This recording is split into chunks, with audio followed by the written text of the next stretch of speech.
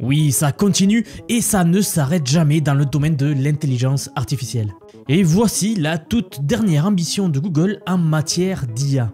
Un nouveau système qui est conçu pour simuler le monde physique dans son intégralité. Alors c'est réel et ça se passe maintenant chez Google DeepMind.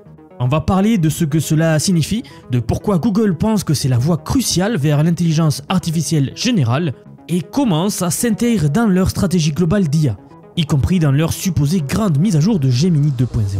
On va aussi voir les grandes annonces concernant l'accessibilité de l'IA dans Workspace et comment tout ça s'inscrit dans la course à l'IA, particulièrement face à Microsoft, Meta, OpenAI et d'autres. Alors, on va commencer par le début.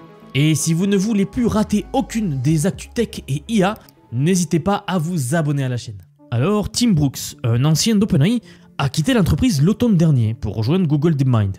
Il dirige maintenant cette nouvelle équipe dédiée à la simulation du monde. Pour le dire très simplement et en gros, ils veulent créer un modèle d'IA qui serait capable de comprendre et de reproduire la physique de notre planète. Pour être honnête, c'est un sacré défi. Si vous vous demandez ce qu'est la simulation du monde, c'est essentiellement l'entraînement d'un système d'IA sur d'énormes flux de données multimodaux. Et un flux de données multimodal, c'est tout simplement des données qui sont de différents types, des vidéos, des audios, peut-être même des capteurs robotiques, tout y passe, absolument tout. Et ils ont besoin de toutes ces données pour que l'IA puisse anticiper ce qu'il se passe dans un environnement donné.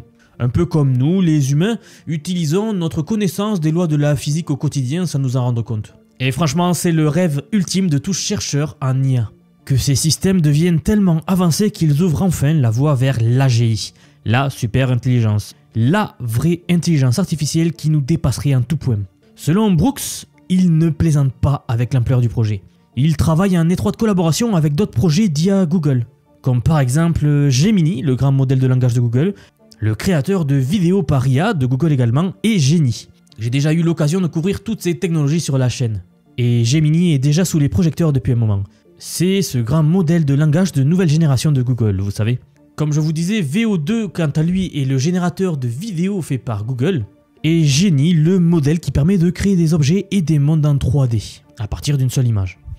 Et c'est là que ça devient assez dingue, car si vous combinez toutes ces technologies ensemble, donc un modèle de langage massif, un modèle de génération vidéo très avancé et la capacité de produire des environnements 3D complets, vous commencez à voir comment les pièces du puzzle s'assemblent pour créer une IA qui pourrait penser en termes de physique du monde réel.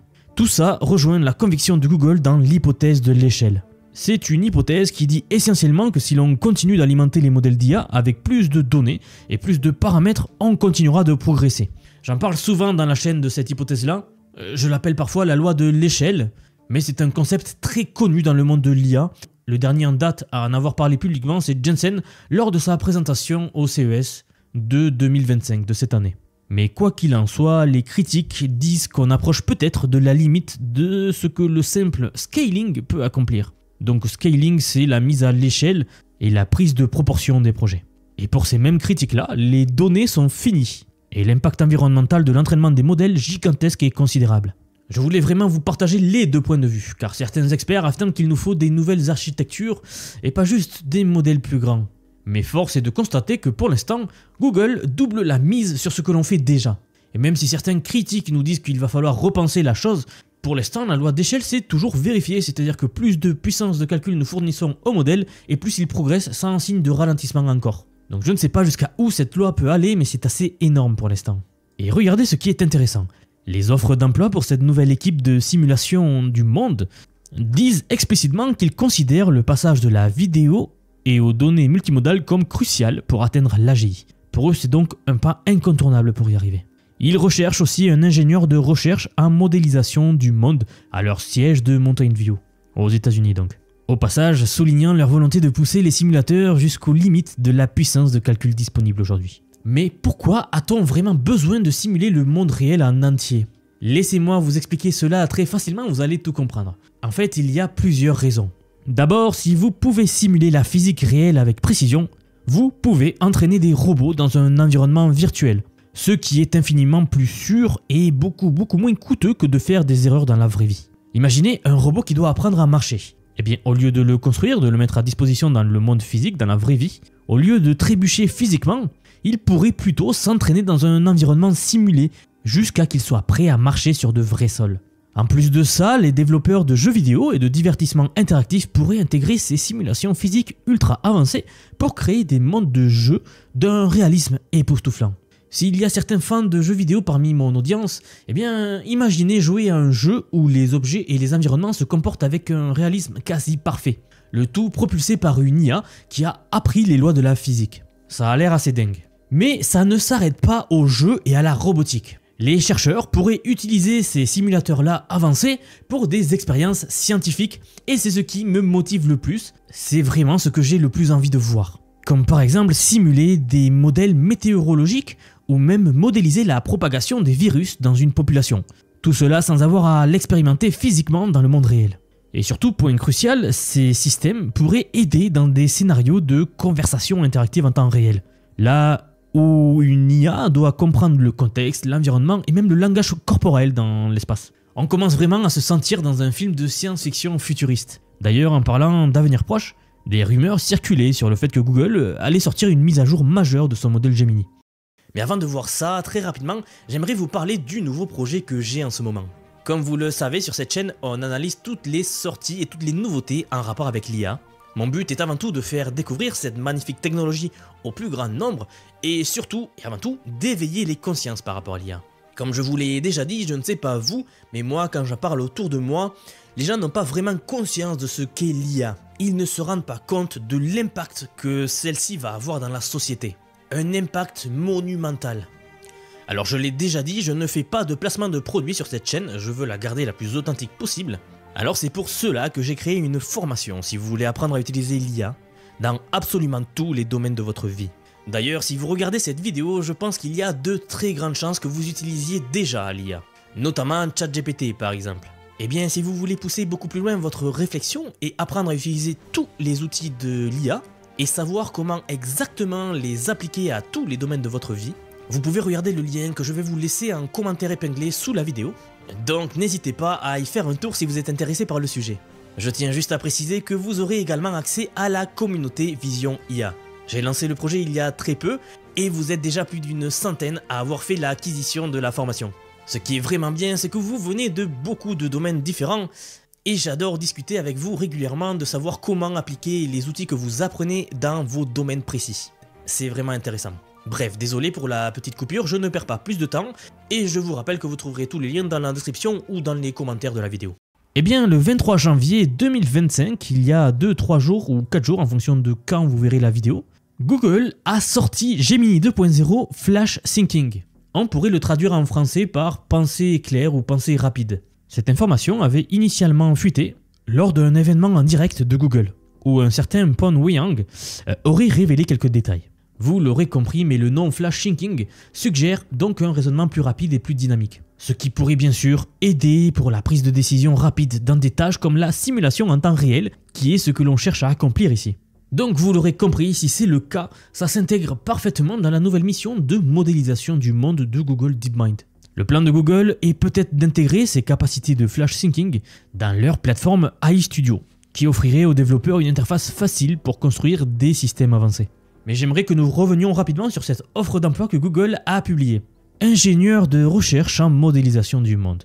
Et le poste met l'accent sur la résolution des problèmes les plus complexes liés à l'échelle. Entraîner ces simulateurs à un niveau massif, développer des métriques pour ce qu'ils appellent l'intelligence physique, travailler avec la génération interactive en temps réel, comprendre comment intégrer tout ça avec des modèles de langage multimodaux.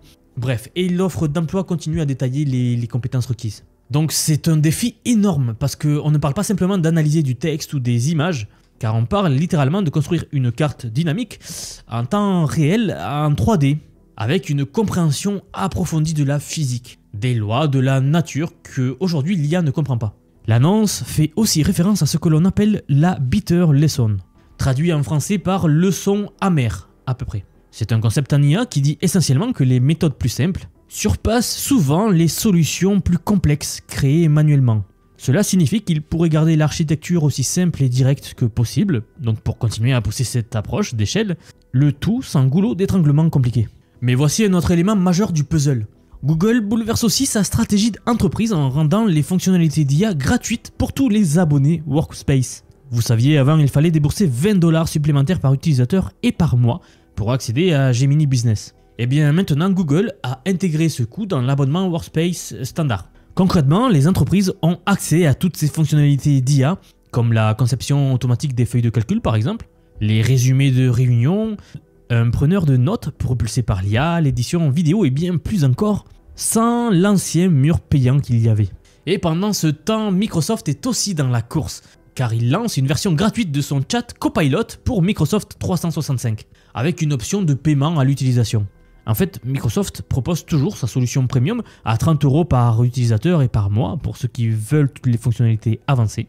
Mais le fait que Google et Microsoft rendent l'IA plus accessible la même semaine en dit très long sur la course aux armements actuelle en IA. Vous l'aurez compris, chaque entreprise essaie d'attirer le plus d'utilisateurs possible dans son écosystème IA. La stratégie semble être la suivante. Si tout le monde utilise l'IA, vous créez de la fidélité à la marque. Vous collectez plus de données utilisateurs qui peuvent améliorer votre propre modèle et rester en tête de la course pour fournir l'IA de nouvelle génération. Jerry Disler, le président des applications cloud de Google, a expliqué que le principal obstacle à l'adoption de l'IA par les entreprises a toujours été le coût. En supprimant les frais supplémentaires et en augmentant juste un petit peu l'abonnement Workspace de base, Google nous dit essentiellement la chose suivante. Hey, on veut que vous voyez la valeur de l'IA tout de suite, sans cette grosse barrière financière. Donc vous l'aurez compris, du point de vue de Google, intégrer les fonctionnalités d'IA dans la suite déjà existante pourrait enfin réduire les freins et inciter plus de gens à l'essayer. Et puis même, ça pourrait aider les gens à réaliser la puissance de tous ces outils, de voir à quel point l'IA est en train de tout changer et va tout changer. Mais d'un point de vue global, c'est un coup audacieux pour accélérer l'adoption de l'IA. Si vous vous demandez comment l'ouverture de l'IA à beaucoup plus d'utilisateurs mène-t-elle à quelque chose d'aussi ambitieux qu'un modèle du monde que souhaite obtenir Google, eh bien sachez que c'est assez simple. Plus d'utilisateurs signifie plus de données, et donc plus de boucles de rétroaction. C'est un peu un engrenage qui s'enclenche, donnant donc à l'IA des insights, donc des points de vue plus profonds sur la façon dont les gens travaillent réellement, et comment ils utilisent vraiment l'IA. Que ce soit pour rédiger des emails ou pour analyser des données. Combinez ça avec des bibliothèques de vidéos massives, la modélisation 3D avancée et des données robotiques en temps réel, et soudain vous avez une IA qui n'est pas faite que pour traiter du texte, mais qui est faite pour prédire comment les objets devraient se comporter dans un environnement simulé. Alors bien sûr, construire un véritable modèle du monde apporte son lot de défis. Les lois de la physique sont complexes, les données sont énormes, et les préoccupations éthiques ne peuvent pas être ignorées bien sûr. Tim Brooks chez Google DeepMind insiste sur le travail d'équipe interdisciplinaire pour cette raison précise. Et pendant ce temps, les rumeurs qui finalement se sont confirmées de Google Gemini 2.0 Flash Thinking nous laissent présager un grand bond en avant. Surtout alors que la course à l'IA avec Microsoft s'intensifie en 2025. Vous n'avez pas pu passer à côté du projet massif Stargate annoncé par les États-Unis il y a 3-4 jours, qui annonce vraiment une nouvelle ère dans le monde de l'IA. Les États-Unis font un all-in dans l'IA. Alors nous sommes en train d'avancer vers un futur où l'IA comprendra véritablement le monde physique. Et l'IA comprendra beaucoup d'autres choses, je pense aussi. Dites-moi juste ce que vous pensez de la création d'un monde d'IA physique, tel que je l'ai dit dans cette vidéo, dans les commentaires. J'aimerais avoir votre avis dessus. Est-ce qu'à votre avis, on va y arriver vite ou pas? Personnellement, je pense que d'ici fin 2025, nous y serons. Et une toute dernière chose avant de finir, ne ratez pas l'occasion d'apprendre l'IA avant que cela devienne trop mainstream. Vous trouverez tous les liens en description ou en commentaire épinglé sous la vidéo.